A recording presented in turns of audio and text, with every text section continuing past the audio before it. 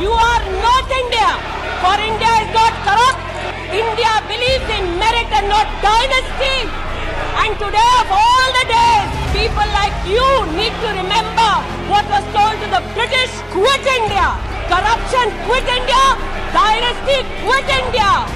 Merit now finds place in India. हत्या की बात की और कांग्रेस पार्टी यहाँ पर तालियां बजाती रही। जो भारत की हत्या की बात पर कांग्रेस पार्टी ने ताली पीटी आज इस सदन में, इस बात का संकेत पूरे देश को दिया कि मन में गद्दारी किसकी है। मैं आज हिंदुस्तानी होने के नाते कहती हूँ, मणिपुर खंडित नहीं है, विभाजित नहीं है, मेरे देश का अंग है। इन्हीं की अलायंस के एक सदस्य बैठे हैं जिन्होंने तमिलनाडु में कहा कि भारत का मतलब मात्र उत्तर भारत। अगर हिम्मत हो राहुल गांधी में तो आकर भारत के ऊपर इस प्रकार का कटाक्ष करने वाले डीएमके के अपने साथी का खंडन करके बताएं। कश्मीर में रेफरेंडम की बात की, अगर हिम्मत है गांधी खानदान में तो इस सदन में और इस देश को बताए कि कश्मीर को देश से हटाने की साजिश में कांग्रेस के उस नेता का वक्तव्य क्यों है। You are not India because you define corruption in India. You are not India because you define incompetence. You are not India. Bharat माँ की हत्या की बात करने वाले कभी भी बैठकर मेज नहीं थपथपाते।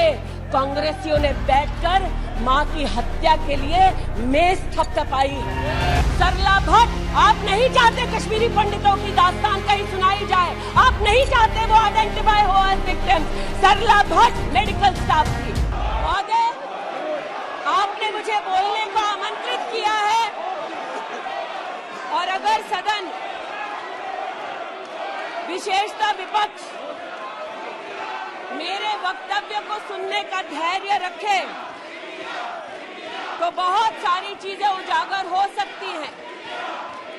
You are not India, for India is not corrupt. India believes in merit and not dynasty. And today of all the days, people like you need to remember what was told to the British: quit India. Corruption, quit India. Dynasty, quit India. Merit now finds place in India. अध्यक्ष महोदय, सबसे पहले आपकी पीठ पर, आपके आसन पर जिस प्रकार का आक्रामक बर्ताव आज देखा गया, उसका मैं खंडन करती हूं। पहली बार राष्ट्र के इतिहास में भारत मां की हत्या की बात की और कांग्रेस पार्टी यहां पर तालियां बजाती रही। जो भारत की हत्या की बात पर कांग्रेस पार्टी ने ताली पीटी आज इस सदन में, इस बात का संकेत पूरे देश को दिया कि मन में गद्दारी किसकी है। मैं आज हिंदुस्तानी होने के नाते कहती हूं, मणिपुर खंडित नहीं है, विभाजित नहीं है, मेरे देश का अंग है। मैं इनसे पूछती हूं, इन्हीं की अलायंस के एक सदस्य बैठे हैं जिन्होंने तमिलनाडु में कहा कि भारत का मतलब मात्र उत्तर भारत। अगर हिम्मत हो राहुल गांधी में तो आकर भारत के ऊपर इस प्रकार का कटाक्ष करने वाले डीएमके के अपने साथी का खंडन करके बताएं। कांग्रेस पार्टी के एक नेता ने कश्मीर में रेफरेंडम की बात की। अगर हिम्मत है गांधी खानदान में तो इस सदन में और इस देश को बताए कि कश्मीर को देश से हटाने की साजिश में कांग्रेस के उस नेता का वक्तव्य क्यों है। You are not India because you define corruption in India. You are not India because you define incompetence. You are not India.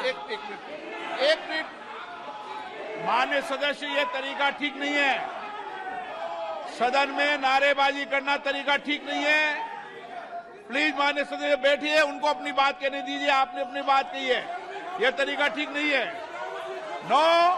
No गलत तरीका है आपका, नो गलत तरीका है आपका। स्मृति जी, पुनः कहती हूं अध्यक्ष महोदय, शायद अपने ही कोलाहल में सुन न पाए हो। मणिपुर हमारे देश का अभिन्न अंग है, खंडित न था, न है, न कभी होगा। इनके यूपीए के अलायंस के एक नेता ने तमिलनाडु में एक वक्तव्य दिया है।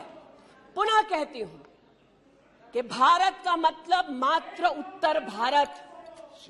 मैं आज गांधी खानदान से, कांग्रेस पार्टी से पूछना चाहती हूं, क्या भारत केवल उत्तर भारत है? अगर दम है तो अपने पार्टनर को मुंह तोड़ जवाब दे, अगर हिंदुस्तान में आस्था रखते हैं।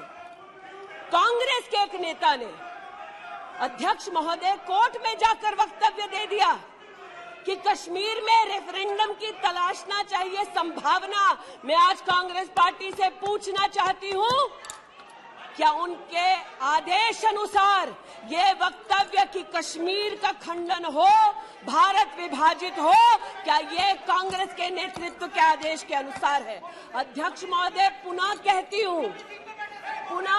हूं, हमारे राष्ट्र के संसदीय इतिहास में आज तक भारत मां की हत्या की बात करने वाले कभी भी बैठकर मेज नहीं थपथपाते। कांग्रेसियों ने बैठकर मां की हत्या के लिए मेज थपथपाई है। ये बात करते हैं इंसाफ की, ये चेहरा धूमिल है, ये चेहरा धूमिल है। मैं बताऊं किसका चेहरा है, मैं बताऊं किसका चेहरा है अध्यक्ष महोदय। ये चेहरा है गिरिजा टिक्कू का। सुन लीजिए पंडितों की दास्तान आप भी। गिरिजा टिक्कू का यह चित्र है। 90 के दशक में एक महिला यूनिवर्सिटी में अपना पेचेक लेने जाती है। सारी बातें करूंगी।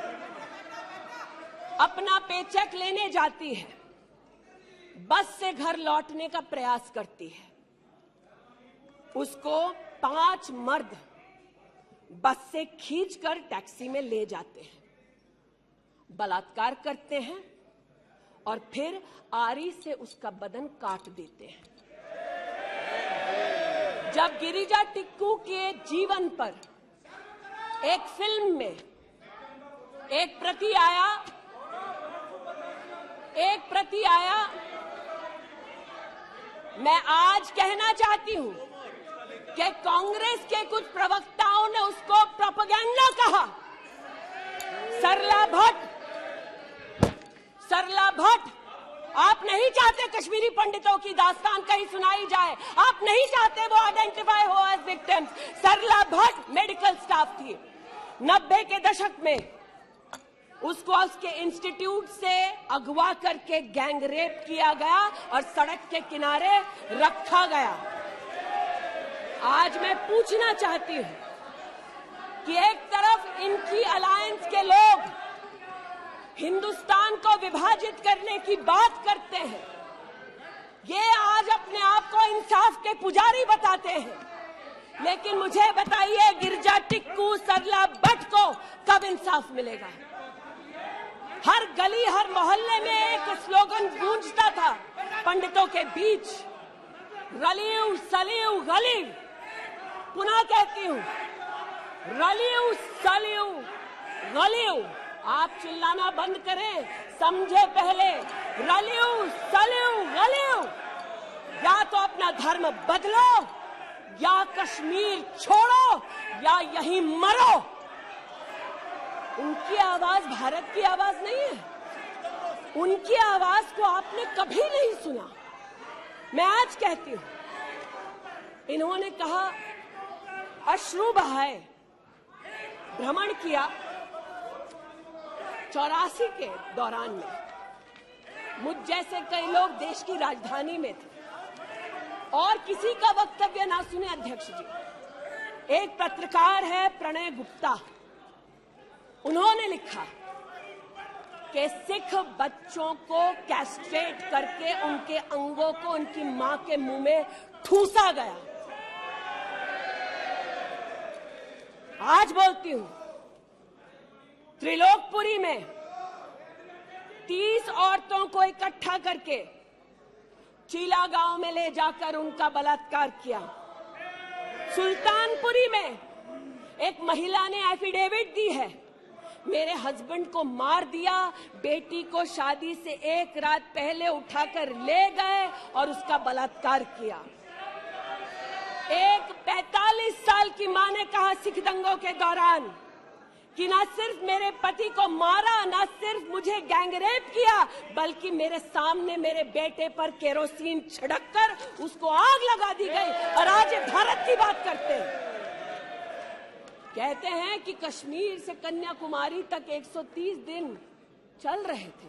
मैं जोड़ों के दर्द पर भाषण नहीं दूंगी अध्यक्ष महोदय, लेकिन इतना जरूर कहूंगी कि जिन वादियों को हिंदुस्तान ने खून से सना देखा है, जिन वादियों में गोलियों की आवाजें हर दिन सुनाई देती थी, जब ये उन वादियों में गए तो जैसे कश्मीरी कहते हैं शीन जंग कर रहे थे, बर्फ के गोलों के साथ अपने के किसी परिजन के साथ खेल रहे थे। अध्यक्ष महोदय, ये तब संभव हुआ जब प्रधानमंत्री मोदी ने धारा 370 हटाई।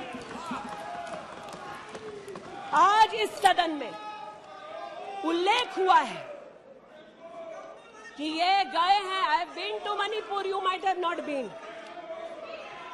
आज इस सदन में उल्लेख हुआ है कि ये यात्रा में गए और यात्रा में क्या आश्वासन दिया कि अगर इनका बस चले तो धारा 370 ये पुनः स्थापित कर दे।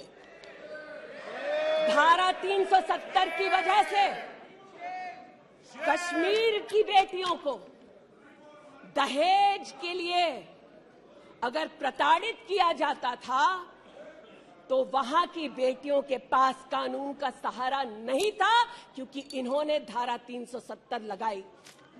कश्मीर में अगर बेटियां प्रदेश के बाहर ब्याही जाती थी तो उनके पैतृक संपत्ति पर उनका अधिकार समाप्त हो जाता था, क्योंकि इन्होंने धारा 370 लगाई।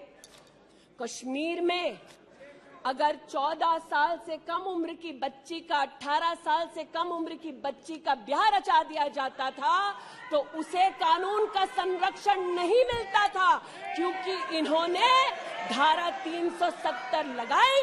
आज जो भग गए हैं सदन से, उनसे कहना चाहती हूं कि इस देश में न धारा 370 लौटेगी।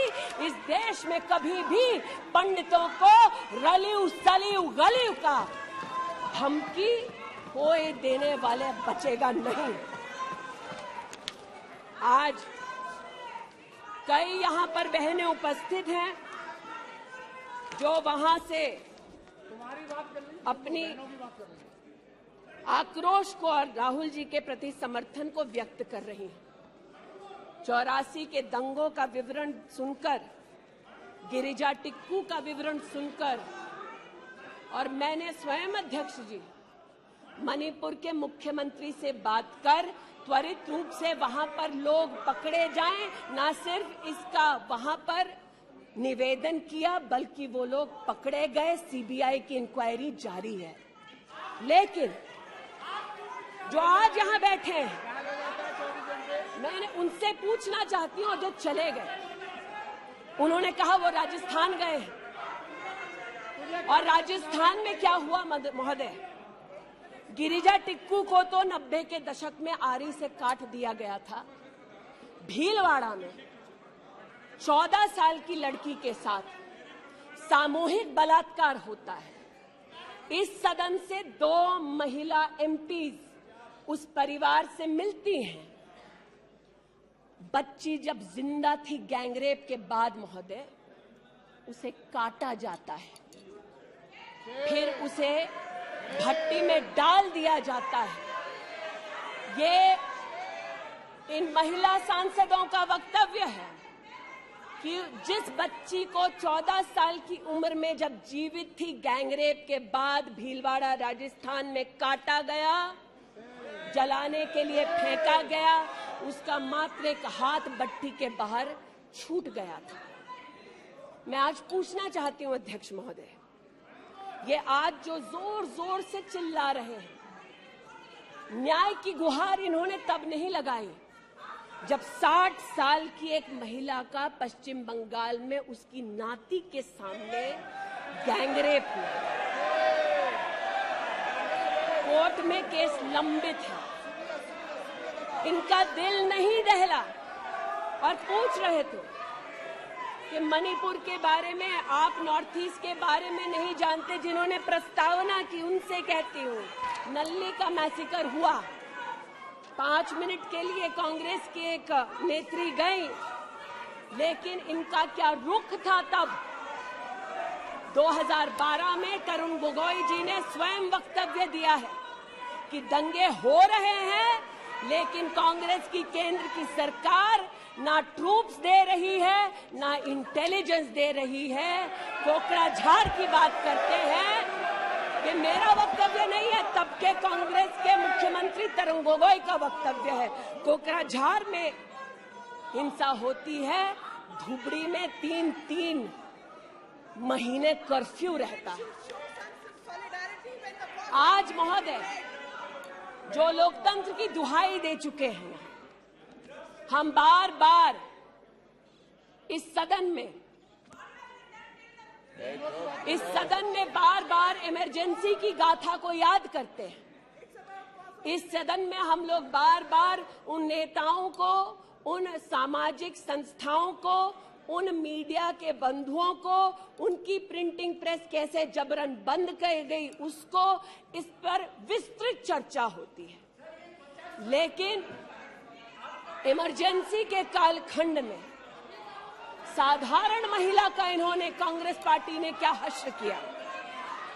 स्नेहलता रेड्डी की आज बात करना जरूरी है। बेंगलुरु की जेल में बंद किया गया, और इसलिए बंद किया गया क्योंकि वो सोशलिस्ट थी, भाजपाई नहीं थी, सोशलिस्ट थी। और जब बंद किया 2 मई 1976 को, तब उन्होंने अपनी प्रिजनर्स डायरी में लिखा, और मैं कोट कर रही हूं, जो पब्लिकली अवेलेबल है। As a woman comes in, she is stripped naked in front of everyone else. When a human being is sentenced, is the punishment not enough? Must the human body be degraded and humiliated? ये स्नेहलता रेड्डी के शब्द है, जो उन्होंने emergency के कालखंड में jail में लिखे, अपनी अचीवमेंट्स को बताते हुए। जून 6, 1974 में स्नेहलता रेड्डी लिखती है that at least I have achieved something here. I have stopped the horrible beatings the women prisoners used to get. ये कांग्रेस का इतिहास है, और ये भारत की बात करते हैं।